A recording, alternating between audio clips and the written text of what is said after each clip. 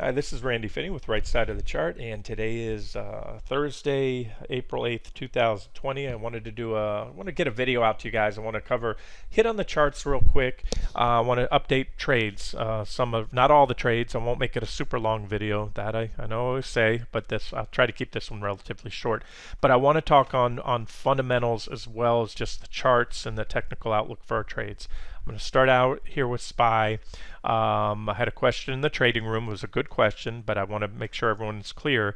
I suspended the stop yesterday and reinstated it today. So we're back at the same stop, and it's also still based on the daily close. So although we're above it now, I'm looking for a daily close above 279.09.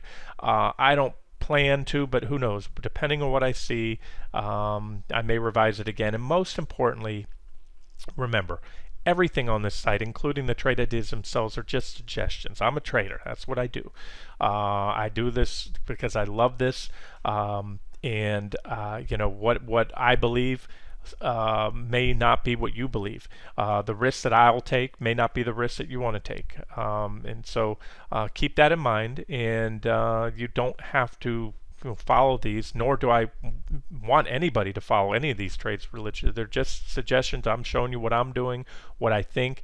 And then as far as a trade ideas, it's not necessarily because I don't, I'll trade sometimes off in the futures or something else, or I'll give longer targets or higher stops on my own trades. But they're just typical suggestions if you're targeting these, and this is where a logical stop is. And obviously it's where I'm trying to manage these trades to the best possibility.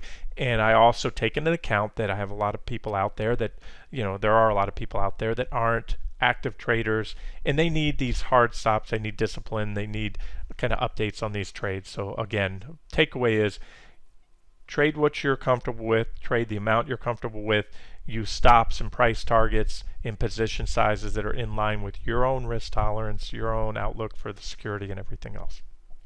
Okay, so with that being said, we're back to a stop on a daily close. I'm going to tell you why that I'm pulling these stops lately, more so than usual. I'll say this now. It's part of that is due to market conditions. We're in a very volatile market, rapidly changing technicals and fundamentals, and at the end of the day, it's decades of my own trading and investing and experience in these type of markets to where I suspect that it might be a good idea to temporarily suspend or extend a stop, or in many cases, and you've seen me do this too, close out a trade early or before the final price target is hit, or sometimes extend the trade because, as I often say, the charts are dynamic, and therefore so is my analysis. Okay, so what I want to do is roll into, I've covered SPY, nothing there has changed technically, and I'm not going to go into the daily charts because we've done that. I've done that quite a bit recently, showing you we're at a confluence of resistance levels, key Fibonacci retracement levels, key moving averages on the daily and weekly charts, price resistance, everything else that tells me with a fairly high degree of confidence. I can say that now, and you can hear it in my voice. That's why I'm suspending these trades. Fairly high degree of confidence. We're at or very near the end of the run for this bear market rally, or at least in the very near term. Whether you want to call it a bear market rally, a bull market rally with a correction to come, semantics really is bottom line is I see some downside, and I maintain these targets, and I still think they're going to be hit.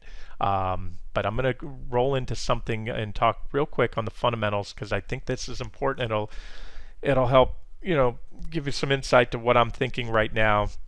And I feel pretty strong about this as well, right or wrong, and I do welcome and solicit feedback on this. But I want to go over some things that I shared in a comment in the trading room last night. Okay, first of all, yesterday I did a web search for profit warnings. And I'm going to kind of segue into the Costco trade. I'm going to talk on that again because I'm picking on one, and there's others that I have. I have some other individual stocks I may add on trade ideas here, but I was very surprised when I did a search for the lack of profit warnings. And I think, in fact, I don't want to get too much on a tangent. I think it's almost criminal. I think we're going to see a slew of lawsuits lined up in the coming weeks to months for companies not being forthright on a rapid change. Companies have a fiduciary responsibility to their shareholders to communicate any material changes. Now, they usually do that, in the quarterly reports, they do 10Q, talk about everything going on in the company. But in between, Apple is an example. Apple did that. They were one of the first and really only that I recall. I'm sure there were others, but they came out and they're the big one.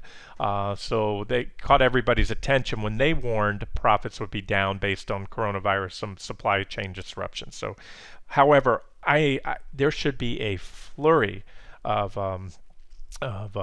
profit warnings being issued now in between. That's something they do in between earnings, and I'm not seeing that. So I just want to mention that. And so what I think is going on is I think a lot of individual institutions and investors are putting a lot of focus and hope on these day-by-day updates on the number of new corona deaths or the number of corona deaths and new cases in the U.S., and as well as the projections that have it peaking very soon. And this is what I want to talk on, guys. I feel strong on this. I welcome feedback. Maybe I'm wrong, and if I am wrong, if I'm missing something, I want to know that, because I don't want to have this view that right now the market is in pretty much a no-win situation. I'll go on to explain that here. So I went on to say that first, this creates the fact that we're focused on this day-by-day numbers and a lot of hope that the coronavirus peaks soon.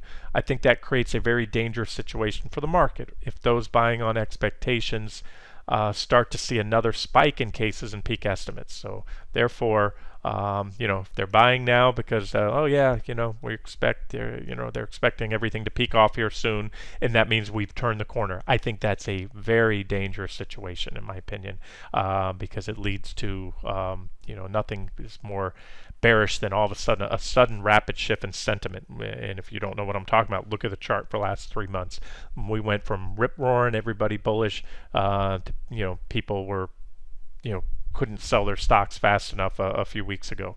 All right, now, more important than that, what I believe to be a dangerous and I think false, it's only false until it happens. So, it's just fine hoping to see a spike in cases and peak estimates. And I think we do, and I even think we will. Why? Because when I roll into this one, okay. Second most importantly, I think any current near-term decline in the number of new cases and deaths in the U.S. will most certainly not be attributable to a cure or a vaccine. I think we can all agree on that, right? Because we don't have one yet. All the experts say a vaccine's at least a year away. Therefore, the only logical and as far as a cure, there's a lot of stuff in trials right now. And if there is a trial going on and something's working great out there and we don't know about it yet, they're keeping that on the down low, and all of a sudden we're going to have this headline come out, hey, we found this thing and it stops this thing in its tracks, this combination therapy. Okay, then, like I said the other day, why is the Prime Minister of the UK in the ICU with this? Why wouldn't he, of all people that you can think of right now, get the latest and greatest whatever's working right now? So I'm going to go with nothing's working right now, and also to add to that we still had as the day before the highest number of deaths. The death toll continues to spike. So let's just say for right now there's no cure vaccine. Okay, all right. So therefore, like I said, the only logical deduction on the abatement of new cases or daily death toll in the U.S. that happens anytime soon can only be attributed to the effectiveness of the stay-at-home orders and social distancing measures, right? That makes sense. As such, therefore, the stock market in the economy is in a catch-22. It's in a no-win situation. As soon as people start going back to work, flying on planes, packing into crowded stadiums for sporting events, concerts, etc., the number of cases will once again surge. Therefore, I'm struggling to come up with any logical solution how the current trajectory of the rally, or even holding on to the recent gains that we had, are probable or even possible without a cure for the virus being at least close, or at least being close to herd immunity, a vaccine, and or a very effective and widely accessible treatment. Okay, so the former to at least a year away. In other words, other words, herd immunity in a vaccine, we all know that's at least a year out before we have that. Herd immunity is where enough people in the human race have caught, had this disease, just like they've had the flu, and you get the flu, and it's, you build immunity. You can get different variants, or you can get it again, but it's typically not as bad once you've had something. So that's a while away. So right now, many companies are adjusting and adapting to keep the lights on while many are still shut down. So we'll talk about this. One's adjusting and adapting to keep the lights on. I'll talk about that in a second with Costco, maybe Home Depot. And others are shut down. Restaurants are shut down. Airlines are effectively shut down. The cruise liners, all that stuff. So here's the thing. At best, I see some, but not all, some of those that are shut down, such as restaurants, cruise ships, airlines, etc., very slowly coming back online, but probably not to their previous volumes for at least 6 to 9 months at best. And again, if you disagree with me, let me know. I'd love to hear the reasoning. Maybe I'm missing something. But as such, GDP and corporate profits will continue to fall sharply for the foreseeable future. Yet many stocks and sectors are now within spitting distance of their all-time highs. They've recouped 50% or more of their losses off the previous all-time highs. And to me, that does not mesh with the profit outlook for the next 6 to 12 months. Not even close. So I think there is a gross mispricing of stocks right now, or a gross underestimate of what impact that coronavirus has already had and will continue to have, because again, it all goes back to this vicious cycle here that I'm talking about of any abatement. Again, until there is a cure or something that really stops this thing, or we have enough people that have had it and there's a test for antibodies, and then when you have that test, maybe you get a band or some certification from the government or your doctor that says that you've had it, therefore you're probably not a carrier, or chances are, there are no guarantees of that. So then maybe the dentist's office will start open, you feel safe going back to your dentist, or going to a restaurant. That restaurant's been verified that every worker in there has had it. But again, that's a slow online process. Okay, think about that. So if there was that, again, either some type of cure, or like I said, maybe the antibody test, and we can say with a good degree of confidence that a lot of people have had it already and therefore are not contagious, or most likely are not. And then again, you then have to manage this process, and it's not going to be an overnight thing, to the point where you would be comfortable walking into a restaurant with 20 or 30 workers and 50 or 100 people sitting in that restaurant. It's going to be a long time, I think. And again, so I see a slow online coming back online. All those companies, all those industries, I should say, that have pretty much hard shutdowns right now. And then finally, not to get off too far on a tangent, but let's not forget that GDP, gross domestic product, 70% of gross domestic product comes from consumer spending. And if anybody out there thinks that the checks that some, but not all, Americans are getting is going to somehow repair the damage that's been done to the consumer and put that back on track, then again, we differ there. I think this is going to have a substantial impact on GDP for not just this quarter, but the coming quarters. And again, that's going to bring the economy down and GDP down. Therefore, you're going to have an extremely overvalued stock market soon if it doesn't correct more to reflect the damage that's already been done to corporate earnings, as well as the damage that's probably going to continue going forward for at least the foreseeable future here. Okay, now let's talk Costco. Now we're going to talk Costco more of an update to the, this is an official swing trade, but more of an update. I'm just going to, it helps explain my mindset to my outlook, my fundamental outlook on the economy right now, and pretty much corporate America. Costco is the first trade that I can even remember. So I've done this in the past, but it's the first trade in a long time that I based on a weekly time frame. Why? Because we're swinging for the fences on this one. I think this is a longer term trend trade. It is a short trade, but it's something I plan to hold for a while, and I think it's just very reflective of what I'm baffled that I think a lot of analysts out there on Wall Street, and these young pimple-faced kids coming out of Wharton School of Business with an MBA that are running hedge funds and mutual funds and haven't been through these cycles like this and don't understand. They're crunching numbers as they always do, looking at balance sheets, listening to the company what they're saying, projections, and really going off this. I did a Google search on Costco and profit warnings and analysts. All I could come up with, and I'm not exaggerating, all I could come up with were bullish analysts coming out, analysts and other people that do what I do, projecting where stock's going to go, saying that their earnings are going to go up. They're seeing a surge in sales. They've got the memberships, which are, I give it that, consistent membership fees that helps smooth out the bumps on Costco. But they were all bullish with higher price targets. And Costco last night, and this is, you guys remember I said this in the video at the time, before posting this trade idea and after, that Costco, I could make nothing but a bearish fundamental case on it.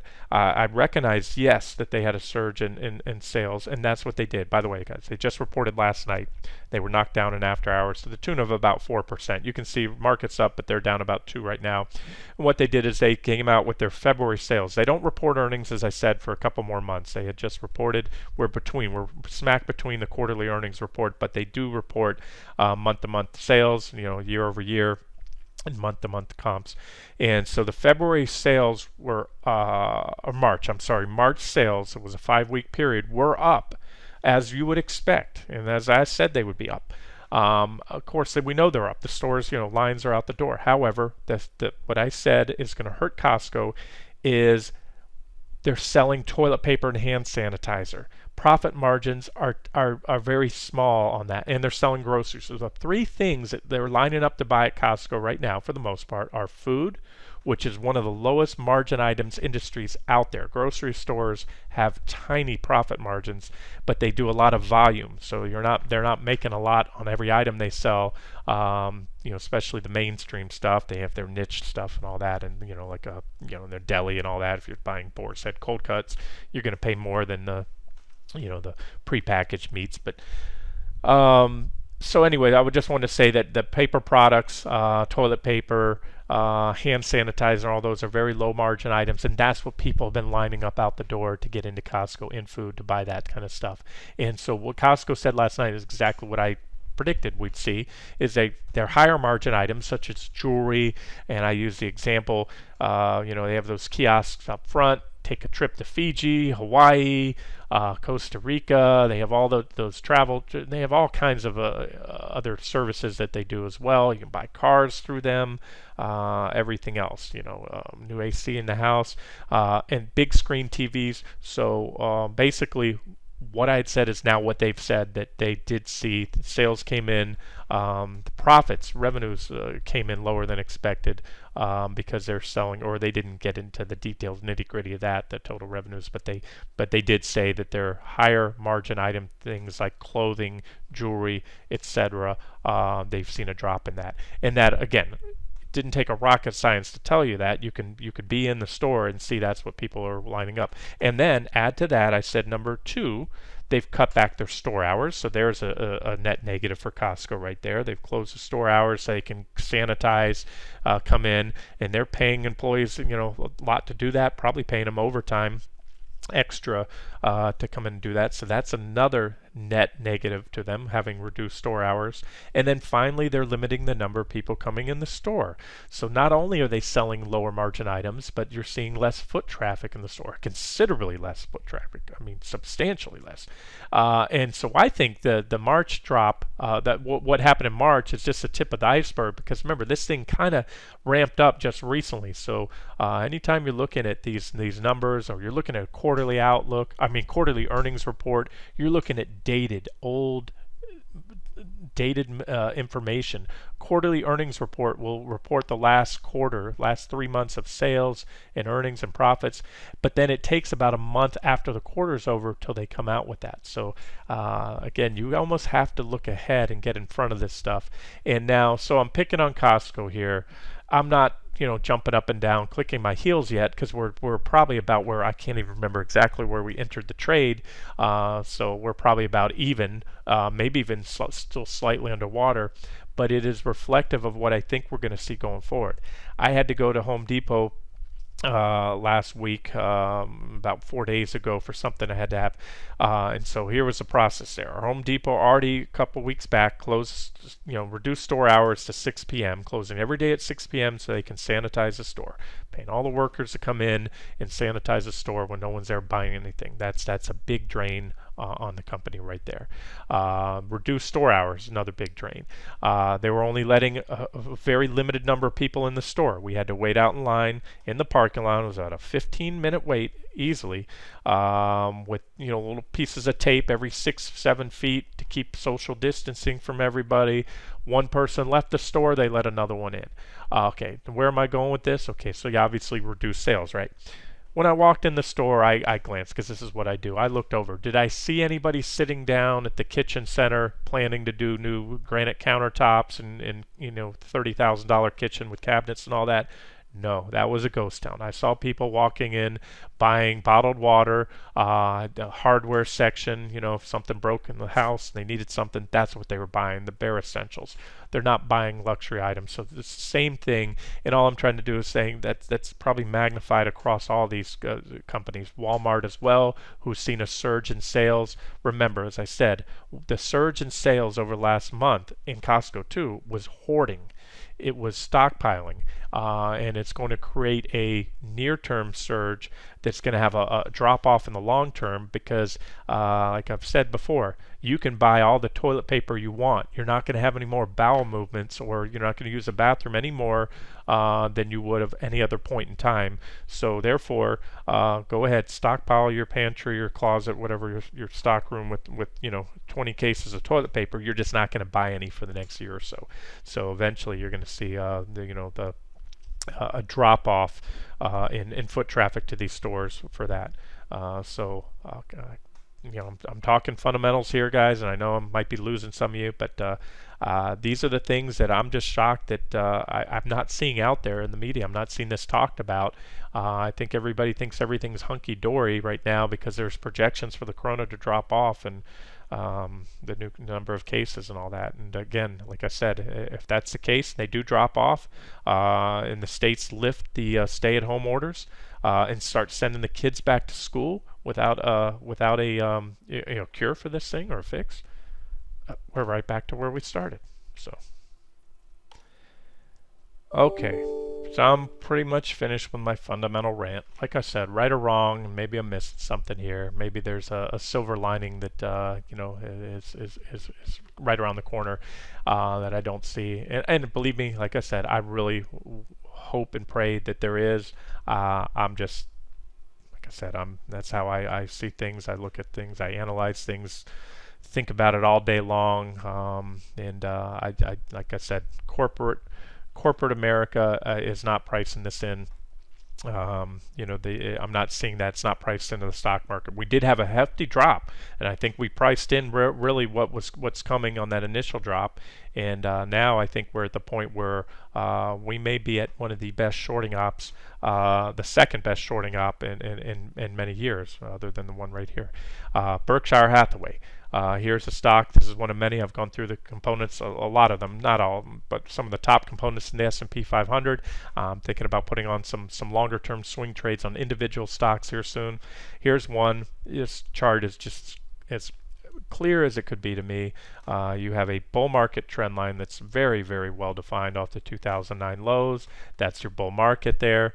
It ended with divergent high wedge pattern, just like you had a divergent high here and here.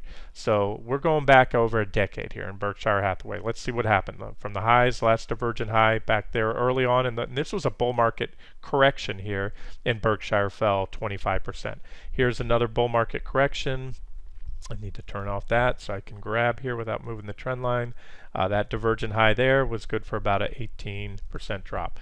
Here's our last one here, except the only difference is here, there was another one right there. There was another bull market correction right there that took us down to the trend line, and that was a 15% drop. And now this last one here, it's no longer a bull market drop. We dropped 30%. So you might say, well, yeah, Randy, that's that's the most we've dropped. This is different. This we took out the trend line.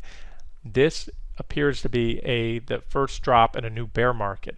And when you go back in time and you look at bear market drops in Berkshire, then you're talking 55% from that one in 2007 to 2009 and 51% there. So I can make a very strong case that there's a lot more downside to come, and there's my target right there if anyone's interested. And I'll probably add this. We have a resistance zone here from about 193 to 201. We're getting close to the high end of that zone right now. We're about 2/3 of the way up. And from where we're at right now, I see about 22% downside in Berkshire. So if you take that number and you're targeting that 23% drop, let's say you gave yourself a nice 3-to-1 RR, you can allow for a 7% stop loss. That would put you right about there.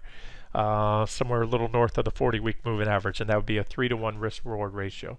And again, the charts indicate that that's likely going there. One other one of many, again, another top component of the S&P 500 is Verizon.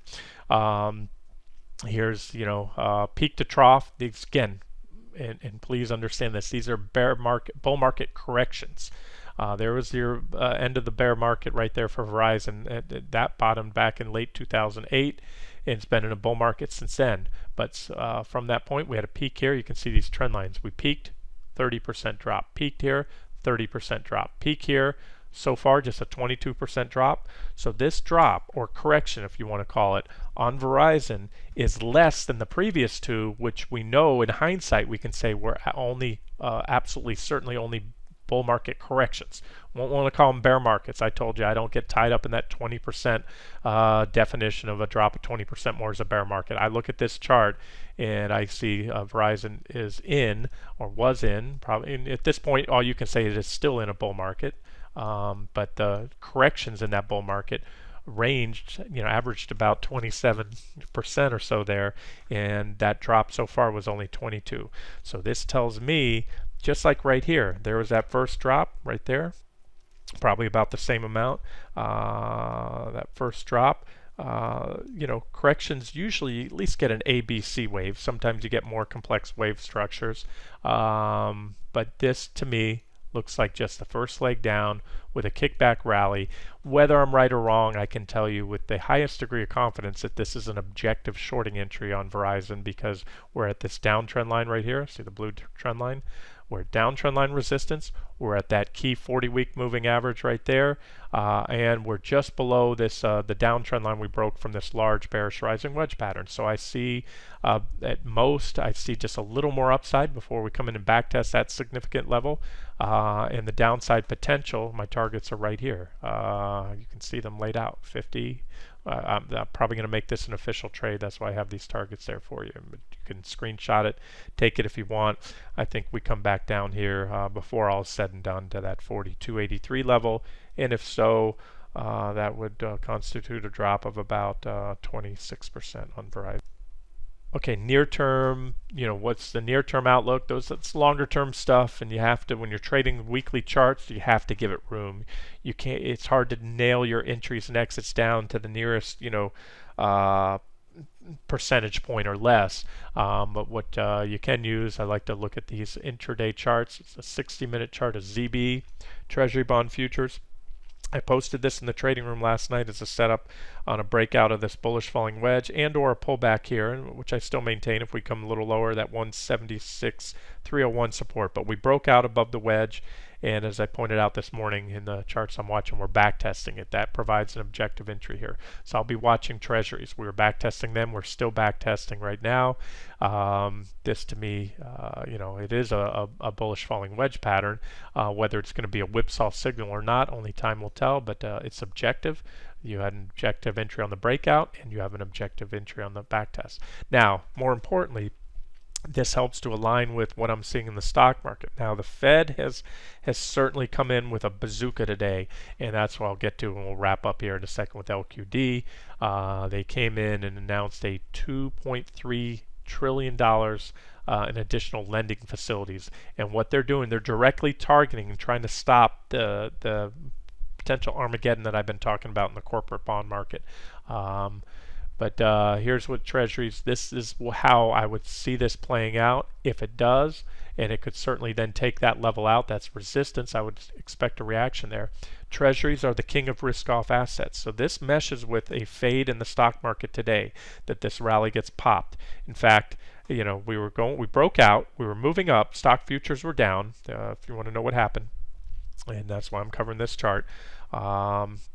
We popped, broke out, stock futures were dropping. The Fed came out and announced that they were going to come in with the additional $2.3 trillion in lending facilities to shore up the credit markets.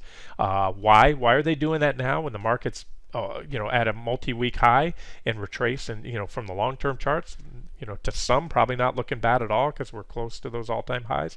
It tells me the Fed is terrified of what's going on. They're coming in, again, it's almost nuclear, the options they're going with. I talked about that back in 2008. I remember, posting an analogy when the Fed did similar things. I called it calling it a broken arrow. Broken arrow. If there was a movie with John Travolta. The Air Force calls a broken arrow, a lost nuclear bomb or something like that. Where the Army refers to broken arrow, you call that in if your defensives have been overrun. So if you watch the movie, comes from, I saw that in what was that? We Are Soldiers with Mel Gibson. Great movie about the first major land battle in Vietnam, and at one point their lines were overrun. He called it a broken arrow, and they just show all the they sent all the air support, and they pretty much bomb their lines, and of course there's casualties involved. And I think that's what the Fed's done here. I think what we're seeing is broken arrow. They pretty much called in, and they're just coming in with everything they can. So you're probably thinking right now, yeah, Randy, don't fight the Fed. I fought the Fed back in 2008 and I won. It was, made a ton of money shorting that last bear market. I'll just say it, and I've said this before, the corporate bond market and the credit markets are way too big for anything the Fed can do, any amount of money they can print. They cannot change. They can temporarily alter the trajectory of where we're going, but they cannot change it. When you see the continued deterioration in the macro fundamentals here in the U.S., you will see whether or not the rating agencies are being forced or either overtly or directly told to not downgrade these companies. So I have to imagine there's some smart fund managers out there that are going to start selling those low-grade bonds before they're ultimately either downgraded or they just outright default from being credit quality. And if that happens, lawsuits are going to be all over the place. In other words, these credit agencies have a fiduciary responsibility to report and downgrade a bond when it should no longer be. A corporation should no longer carry a BBB investment grade rating when it needs to be downgraded to that BBB junk like I'm talking about.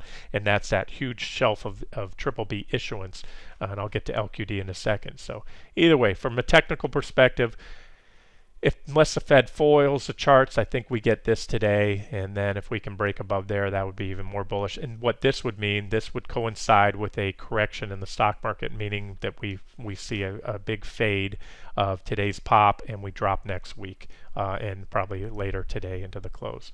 And where can we go? Had us going up here, a little reaction there, boom.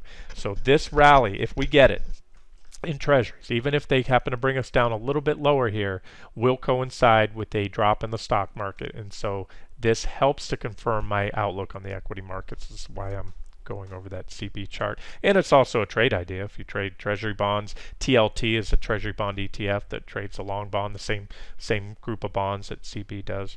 And then finally, LQD. Let's talk about that one, and I will wrap this up. I know I've been talking for a long time. LQD. This is again a near nuclear option from the Fed coming in.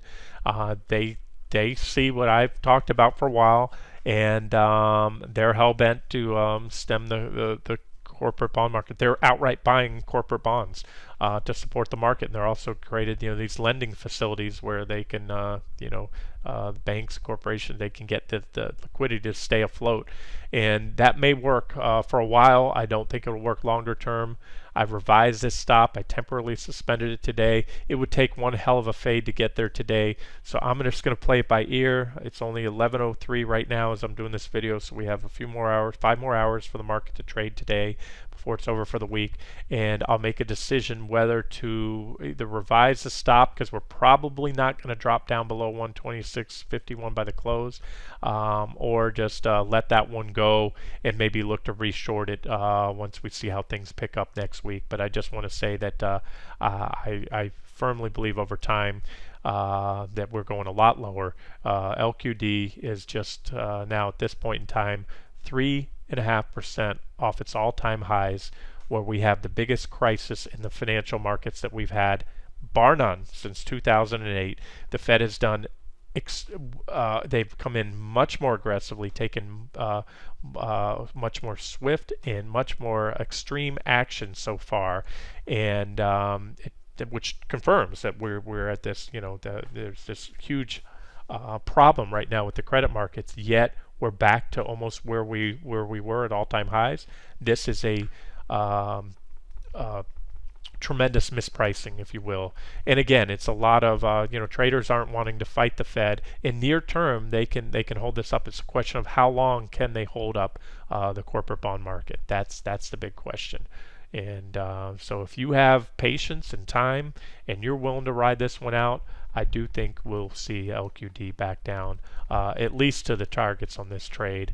And so whether or not I decide to let this one go by the end of the day, that's up to you how you want to trade it. I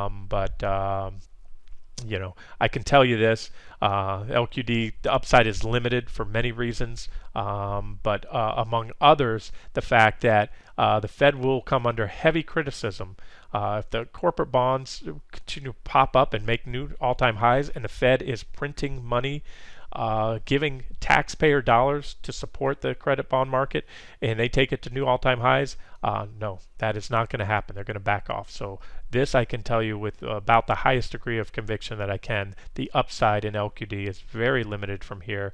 So if you were caught on the other side, of the wrong side of this gap, as I was, I can tell you with, again, I can't tell you with absolute certainty, but a high degree of probability that you've probably seen the worst or close to it. Your loss potential on this trade from here is probably minimal compared to your upside gain potential. If you want to just, which I may do, it just revise the stop, to a little bit above even today's highs. All right, I'm going to wrap it up here. Long video, but like I said, I feel strong about what's going on right now, and like I said, I think there's an opportunity because I think there's a tremendous amount of mispricing, complacency, and misplaced hope on with what's happening here on the coronavirus front, and really, if you just look through a couple, if this happens then that, in other words, people start going back to work because they've seen abatement in the virus. We're right back to where we were, a few weeks ago, with cases starting to surge again. So, all right, guys, so I'm going to wrap it up here, get it out to you. This has been Randy Finney with Right Side of the Chart. Best of luck on your trades.